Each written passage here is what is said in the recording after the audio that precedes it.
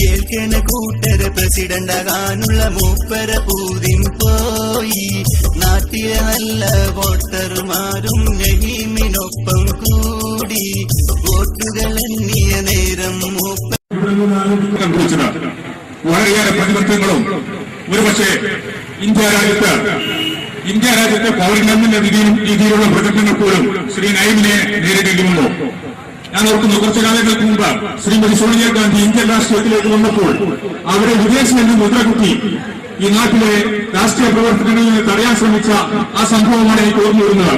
ശ്രീ നയീം പരദേശിയാണ്, വിദേശിയാണ്, അദ്ദേഹം തറവാട്ടുകാരനല്ല, അദ്ദേഹം കൊലല്ലാത്തവനാണ് എന്ന് തുടങ്ങി ഇവരൊക്കെ അറബിക്കടലിലേക്ക് വലിച്ചെറിഞ്ഞ 6ാം വാർഡിന്റെ പ്രബുദ്ധ ജനത കാണിച്ച ആ വിശ്വാസപരമായ മുന്നേറ്റത്തിനാണ് ഈ നാട്ടിലെ ജനങ്ങൾ ഇക്കഴിഞ്ഞ ദിവസം സാക്ഷ്യം വഹിച്ചത്. ഇനിയും നിങ്ങൾ വികസന പ്രവർത്തനങ്ങൾക്ക് നേതൃത്വം നൽകാൻ നയീമിനോടൊപ്പം ചേർന്നിലെ മലപ്പുറം ജില്ലയിലെ ഏറ്റവും വലിയ കലാകായിക സാംസ്കാരിക സംഘടനയുടെ തിരുമുറ്റെത്തിക്കുന്ന അടവുകൾ 18 പഠിച്ചിറങ്ങിയ നയീമിന് കഴിയുമെന്നുള്ള പൂർണ്ണ വിശ്വാസം ഞങ്ങൾക്കുണ്ട്. ആ വിശ്വാസം തന്നെയാണ് 6ാം വാർഡിലെ ജനങ്ങൾ കാണിച്ചു പേപ്പറിലൂടെ ശ്രീ നയീമിന് നൽകിയത്. ഒരിക്കൽ കൂടി നമ്മുടെ പ്രകടനം ഒരിക്കലും അതികടക്കരുത്. നാം ജീവിക്കുന്നത് സാംസ്കാരിക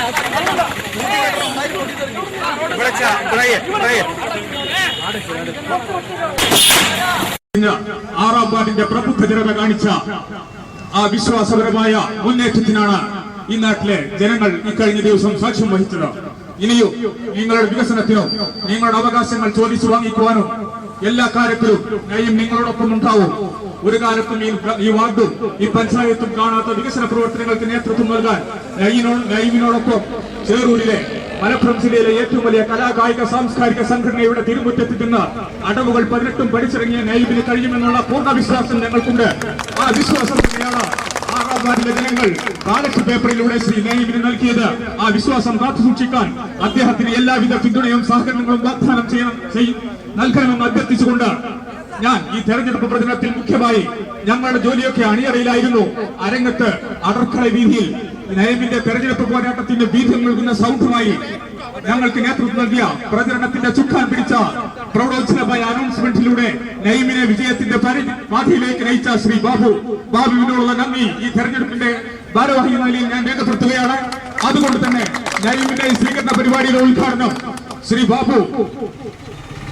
ശ്രീ നയീമിനെ കദർശാൽ അണിയിച്ചുകൊണ്ടാണ് ഈ പ്രചരണ പരിപാടി ഞങ്ങൾ ആരംഭിക്കുന്നത്. അതിനുവേണ്ടി അദ്ദേഹത്തെ സാദരം ക്ഷണിക്കുന്നു.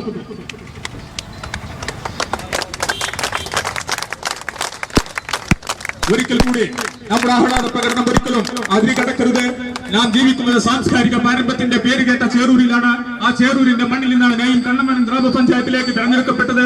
ആ പാരമ്പര്യം നിലനിർത്തിക്കൊണ്ട് തന്നെ ഈ പ്രകടനത്തിലും ഈ പരിപാടികളിലും സഹൃദയർ പങ്കെടുക്കണമെന്ന് അഭ്യർത്ഥിച്ചുകൊണ്ട് ഞങ്ങളുടെ വാക്കുകൾ അവസാനിപ്പിക്കുന്നു. ജയ് ഹിന്ദ്.